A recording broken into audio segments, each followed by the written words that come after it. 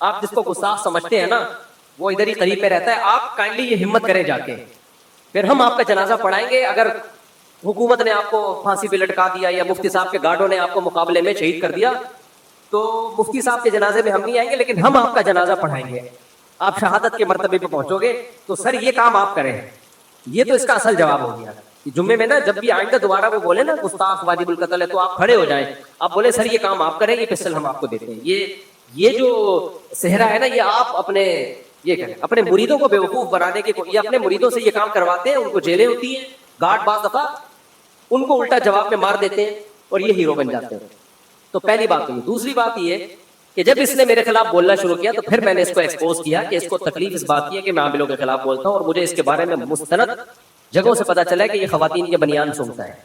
تو اب اس کو چڑوری ہے اسی جملے سے بنیان بنیان بنیان. تو اس کا حل یہ ہے کہ آپ بنیان سونگنا چھوڑ دیں. آپ کی عزت اس میں نہیں ہے کہ آپ میرے خلاف باتیں کرنا شروع کریں. آپ کی عزت اس میں ہے کہ بنیان سونگنے والا کام بولو چھوڑ. لیکن غیرت ہوگی تو یہ کام چھوڑے گا. ان کا دھندا بنیان سے چلتا ہے. تو وہ بھی بے غیرت ہے جو اپنی بیویوں کے بنیان ان لوگوں کو لا کے یا عورتوں کے بنیان سنگاتے ہیں یا اپنے بنیان سنگاتے ہیں. اور جو سونگتا ہے اس کا تو امیون سسٹم بہت ہی بوسٹ کیا ہوا ہے, تو ان کو تکلیف اس بات کی ہے. تو اس لیے میں اس کو کہہ رہا ہوں کہ شرافت سے باز آ جا, ورنہ سافٹ ویئر اپڈیٹ کرنا ہمیں بھی آتے ہیں, ٹھیک ہے نا.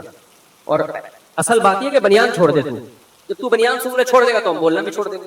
اور ہم تو بول رہے ہیں تیری وجہ سے, دفاع میں بول رہے ہیں, ورنہ بنیان سونگنے والے تو ہزاروں پڑے ہیں. ہم نے کبھی بولا کسی کا نام لے کے کسی کے خلاف؟ یہ مسئلہ. خیر اب کہاں نکل لیے, آگے چلتے ہیں میرے بھائی. جلدی سے 5 منٹ میں یہ مکمل کرتا ہوں موضوع. تو اللہ نے فرمایا وَلَا تَقْتُلُوا النَّفْسَ الَّتِي حَرَّمَ اللَّهُ إِلَّا بِالْحَقِّ, کسی انسانی جان کو قتل مت کرو. وَمَنْ قُتِلَ مَظْلُومًا, اگر کسی نے تمہیں قتل کر دیا ہے یا تمہارے کسی ریلیٹو کو, تو خود سے, یہ نہیں کہ قاتل کے بھائیوں کو قتل کر دیا, دشمنیاں بڑھا دی. فقط جعلنا لولیہ سلطانا, تو ہم نے مقتول کے ولی کو قدرت دی ہے کہ وہ قاتل کو قتل کر سکتا ہے. فلا یسرف فی القتل, لہذا قتل میں حد سے تجاوز نہ کرے. کیا مطلب؟ قاتل کو صرف قتل کرنے کی اجازت ہے قصاصاً, چاہو تو دیت لو یا اس کو قتل کرو. قاتل کے علاوہ کسی اور طرف جانے کی اجازت نہیں. بعض علاقوں میں ایسا ہوتا ہے قاتل, آپ کے ابا کو کسی نے قتل کیا, آپ نے کہا قاتل مل گیا تو ٹھیک ہے اس کو مار دیں گے, وہ نہیں ملا تو اس کے بھائی کو مار دیں گے, وہ نہیں ملا تو اس کے چاچا, جو ملا اس کو مار دیں گے. یہ بعض علاقوں میں ہوتا ہے, یہ ناجائز ہے بھائی. جو مجرم ہے صرف اس کو, مجرم کے علاوہ کسی اور کو قتل نہیں کیا جا سکتا. وہی ہو گیا جونپور میں نا, ایک آدمی نے کہا جونپور بڑا زبردست ہے, انصاف ہوتا ہے وہاں چلتا ہوں. گرو نے کہا نا, تو چیلے نے کہا کہ حضور وہاں نہ جائے, انصاف اتنا ہوتا ہے افورڈ نہیں کر پائیں گے. اس نے کہا نہیں انصاف ہوتا ہے, سب کے ساتھ مساویانہ سلوک ہوتا ہے. تو اس ملک میں چلے گئے یہ, تو وہاں دیکھا کہ جلاد ایک موٹے آدمی کو پھانسی پہ لٹکا رہا ہے, اس کی گردن آ نہیں رہی تھی, گردن نہیں آ رہی تھی. اب یہ جو گرو تھا نا یہ باریک گردن والا تھا, تو جلاد نے بادشاہ کے کہا بادشاہ سلامت, جس کو قتل کی سزا سنائی گئی ہے اس کی گردن اتنی موٹی ہے پھندے میں نہیں آ رہی. تو بادشاہ نے کہا قریب میں جس کی آ رہی ہے اس کو لٹکا دے پھر, کیونکہ ہمارے یہاں انصاف سب برابر ہے. قاتل اور جو غیر قاتل سب کیا ہے برابر. قاتل کی نہیں آ رہی تو جس کی آ رہی ہے, تو گرو کی آ رہی تھی, اس کو پکڑ کے لے جانے گے, وہ بھاگا اور توبہ کی کہ آئندہ اس کنٹری میں نہیں آؤں. تو بعض گاؤں میں دیہاتوں میں ایسا ہوتا ہے کہ اصل قاتل مل نہیں رہا, تو چلو اس کا جو ریلیٹو مل رہا ہے فی الحال اس کو مار دو. اس سے جو دشمنیاں اور جو لڑائیاں صدیوں تک نسلیں برباد ہو جاتی ہیں. میں گلگت کے ایک گاؤں میں گیا, ہمارے ایک دوست مجھ سے یہاں ملنے آئے, میری بڑی گپ شپ تھی ان سے. جب میں گیا تو انہوں نے مجھے بلایا کہ آپ آئیں, ایک پوائنٹ طے ہوا کہ وہاں تک آپ آ جائیں, یہاں تک میں آؤں گا, ملاقات ہوگی. میں نے کہا اکیلے آ رہے ہوں گے؟ دیکھا 50 بندے کلاشن کوفے لے کے ان کے ساتھ. ابے میں نے کہا کیا ہو رہا ہے بھائی, میں تو آپ سے ملاقات کے سلسلے میں حاضر ہوا ہوں, یہ مجھے اغوا کرنے آئے ہو, کیا کرنے آئے ہو؟ میں پہلے تو ڈر گیا. اچھا ان کی تھی بھی ماشاءاللہ 4 بیویاں, یہ موضوع سیٹ کے بعد معذرت چاہتا ہوں. تو 4 بیویوں کا فائدہ یہ ہوا کہ ان کے بیٹے پوتے داماد سارے کلاشن بردار, پوتے وہ سارے وہ آئے ملنے کے لیے. میں اکیلا باریک سا, میں بیٹھا ہوں ان کے سامنے, وہ میرے سامنے. اس زیادہ کیمرے کا دور تھا نہیں اس وقت, 2000 میرا خیال ہے یہ 11 یا 12 کی بات ہوگی. تو میں نے کہا یہ سب کیا ہے؟ کہتے یار وہ ہماری دشمنی ہے, کیا کریں, اس کے بغیر ہم کہیں جا نہیں سکتے. میں نے کہا دشمنی کہہ رہے ہیں, ہمارے باپ نے فلانے کے چاچے کو مارا تھا تو اس کے پھپھے نے ہمارے نانے کو مار دیا, تو ہمارے نانے نے اس کی پھپھو کو مار دیا, تو اس کی پھپھو نے اس کے دادا کو مار دیا, تو اس کے دادا نے اس کے بھتیجے کو مار دیا. تو کہہ رہے ہم لوگ کے سسٹم یہ ہے کہ جو ملے مار دو. تو میں نے کہا آپ نے بھی کوئی مارا؟ کہہ رہے میں نے تو نہیں مارا, میرے فلاں نے مارا تھا, تو وہ تو مل نہیں رہا, پتہ نہیں کہاں دبئی بھاگ گیا, کہاں بھاگ گیا, تو اب میں نے مارا نہیں ہے لیکن ماریں گے مجھے ہی. میں کہا یار عجیب ڈرامہ چل رہا ہے. کہہ رہے چل یہی رہا ہے مارکیٹ میں, تو زندگی ہے یار, ہر وقت فلاش 50-60. کہتے ہم تو جہاں چائے پینے بھی جاتا ہوں, کہہ رہے 50 آدمی میرے ساتھ ہوتے ہیں. میں نے کہا ایسا تو نہیں ہوتا کہ اب آپ نہیں ملیں گے تو مجھے مار دیں گے, کہ آپ کا چاچا نہیں مل رہا تو آپ کا جو وہ مجھے مینٹور کہتے تھے, اپنا مرشد کہتے تھے, تو آپ کا مرشد ملا اس کو مار دو. پھر میں نے ان کو واقعہ سنایا. ایک آدمی کے پی کے کسی گاؤں میں گیا, وہ قبائلی علاقوں میں نا, کراچی والا گیا, اور وہ کراچی والا بیچارہ, وہ کے پی کے وہ بڑا غیرت مند تھا, اس نے کہا چلو ہم تمہیں سیر کراتے ہیں. کسی گاؤں کا واقعہ, کے پی کے میں ایسا ہوتا نہیں ہے, کسی علاقے کا واقعہ. تو وہ اس نے کہا ہم چلو کراچی والے کو کہا تمہیں سیر کراتے ہیں. تو جانا ادھر تھا, بڑے لمبے راستے سے اس کو لے کے جا رہا ہے. کراچی والے نے بولا بھائی یہاں جانا تو گھما کے کیوں لے کے جا رہا ہے؟ اس نے کہا ہو ادھر ہمارا دشمن بیٹھا ہے, وہ فائر کرے گا. کراچی والا ڈر گیا, بھائی یہ تو مسئلہ خراب ہے یہاں پہ نا. اس نے جب دیکھا نا کراچی والا ڈر رہا ہے, اس نے کہا ہو ڈرو نہیں, وہ ہمارا ایک مہمان مارے گا, ہم اس کے 10 مہمان ماریں گے, ڈرنے کی ضرورت. اب بتاؤ اس سے ڈر کم ہوگا یا بڑھے گا؟ وہ تو بہت ڈر گیا بھائی. ابے ادھر تو مہمان چل رہے ہیں, وہ تمہارا ایک مہمان, ہم اس کے 10 مہمان. تو جب وہ 50 کلاشن کو برداروں کے ساتھ آئے نا, اور کہا کہ اس طرح سے مارا جاتا ہے, میں نے کہا بھائی میرا کیا ہوگا؟ ایسا تھا وہ بولے یار یہ مفتی کوئی اڑا دو, فی الحال یہ نہیں مل. تو خیر اتنا بھی نہیں ہوتا. اچھا ایک بات ہے, ان علاقوں میں علماء کی بڑی قدر ہے, اور صرف علماء کی وجہ سے امن قائم ہے, صرف علماء کی وجہ سے. اگر علماء نہ ہوتے نا تو کٹ کے ختم ہو. وہ آتے آخر میں مولوی کے پاس نہیں ہے, تو مولوی کا جو فیصلہ ہوگا وہ مانیں گے. مذہب کی بڑی عزت ہے, یہ بھی ایک پازیٹیو چیز ہے. لیکن بھائی مذہب کو پورا فالو کرو. اللہ قرآن میں کہہ رہا ہے کہ قاتل کے علاوہ کسی سے 10 درازی کی تمہیں اجازت نہیں ہے. بس ایک دو آیتیں پڑھ لیتا ہوں میں. آگے اللہ نے فرمایا وَلَا تَقْرَبُوا مَالَ الْيَتِيمِ, یتیم کے مال کے قریب بھی مت پھٹکو. باپ کا انتقال ہو گیا اور تمہاری چھوٹے بھائی ہیں, چھوٹی بہنیں ہیں, ان کا مال مت کھاؤ. نہ چاچا کھائے, نہ ماموں کھائے, نہ باپ کھائے, نہ نہ بڑا بھائی کھائے. اس کے مال کی حفاظت کرو. فرمایا وَأَوْفُوا بِالْعَهْدِ, معاہدوں کی پابندی کرو. جس انسان سے بھی کوئی ایگریمنٹ ہوتا ہے اس کی پابندی کرو, کیونکہ ان العہد کان مسئولا, ایگریمنٹ کے بارے میں صرف گورنمنٹ نہیں پوچھتی, آخرت میں کون پوچھے گا؟ اللہ پوچھے گا. وَأَوْفُوا الْكَيْلَ إِذَا كِلْتُمْ, جب بھی کسٹمر کو کوئی چیز تول کے دو تو پورا تولا کرو, اس میں ڈنڈی مت مارا کرو. وزنوا بالقسطاس المستقیم, بڑا مزہ آتا ہے اس آیت کو پڑھنے میں. وزنوا بالقسطاس المستقیم, سیدھے ترازو سے وزن کیا کرو, ترازو میں ڈنڈی نہ مارا. پیمانہ کیا ہونا چاہیے؟ اس میں ایکوریسی ہونی چاہیے.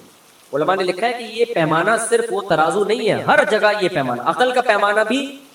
جب آپ اینالائز کریں کسی کی بات کو تو اس میں فرقہ پرستی میں نہ آئے, اس میں رشتہ داری میں نہ آئے. آپ دلیل سے تجزیہ کر کے دیکھیں کون صحیح کہہ رہا ہے اور کون غلط کہہ رہا ہے.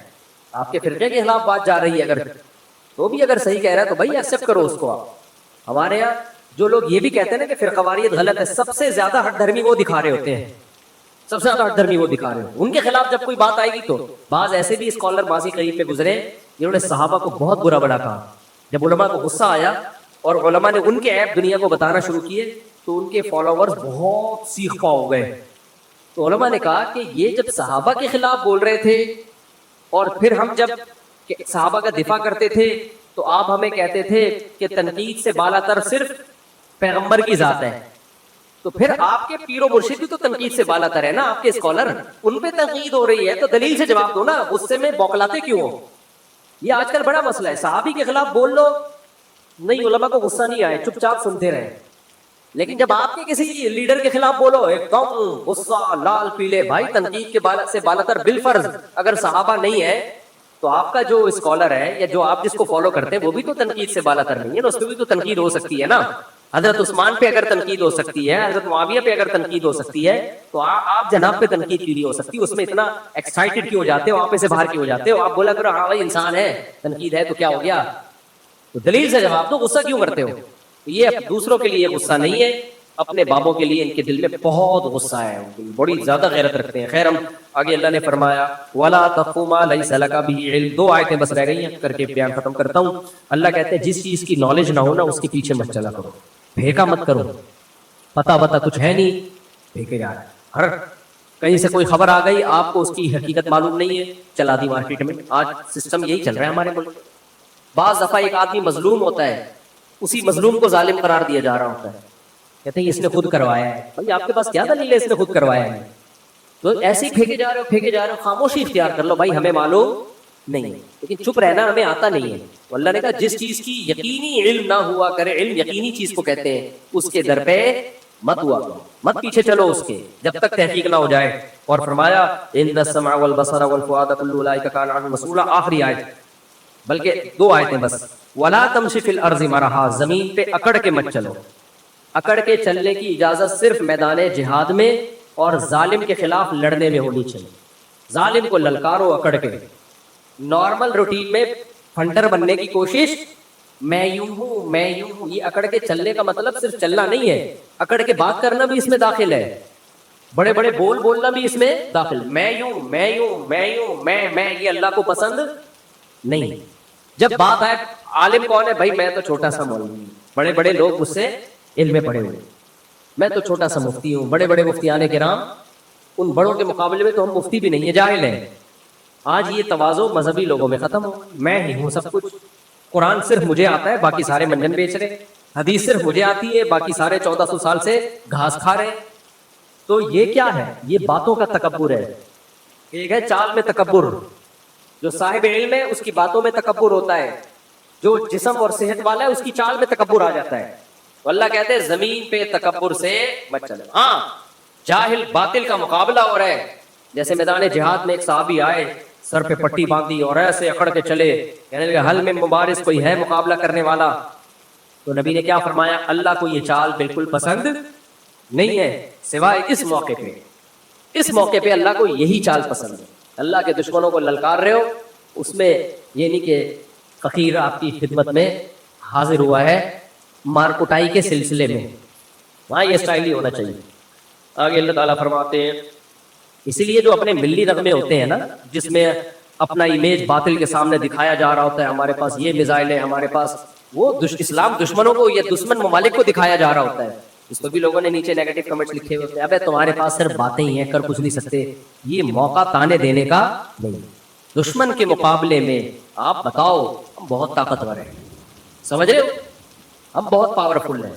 دشمن کو خوش ہونے کا موقع مت دو.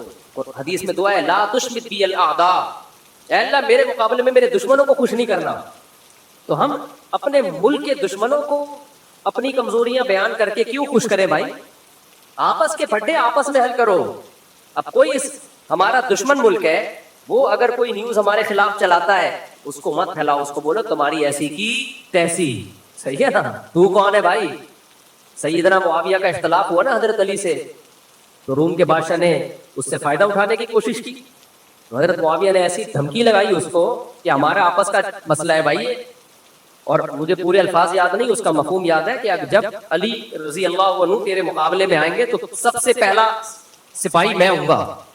ہم آپس کے پھڈوں میں یار ہم دوسرے دشمن ملکوں کو خوش کر رہے ہیں، وہ کہہ رہے ہیں یہ صحیح ہے بھائی، کرنے والا ہے ان کو کھا جاؤ. تو اس میں اپنے کنٹری پہ سمجھوتا نہیں کرنا چاہیے. آگے چلتے ہیں، بس یہ آخری آیت. اللہ نے سب کچھ کہہ کے آخر میں ایک بات بتائی کہ بھائی تکبر مت کرو. ذالک مما اوحی ربک من الحکمہ الیک ربک من الحکمہ، یہ حکمت کی باتیں. وقضی ربک الا تعبدوا سے اللہ نے شروع کی اور یہاں تک فرمائے سب حکمت کی باتیں ہیں. آخری جو کلام کو ختم کیا، لا تجعل مع اللہ الہا آخر، اللہ کے ساتھ کسی کو شریک مت کرنا. توحید سے اللہ نے اس رکوع کو شروع کیا اور ختم بھی کس پہ؟ توحید پہ. اس کا 2 دفعہ حکم دیا کیونکہ ساری نیکیوں پہ پانی پھر جائے گا اگر شرک کر کے آئے.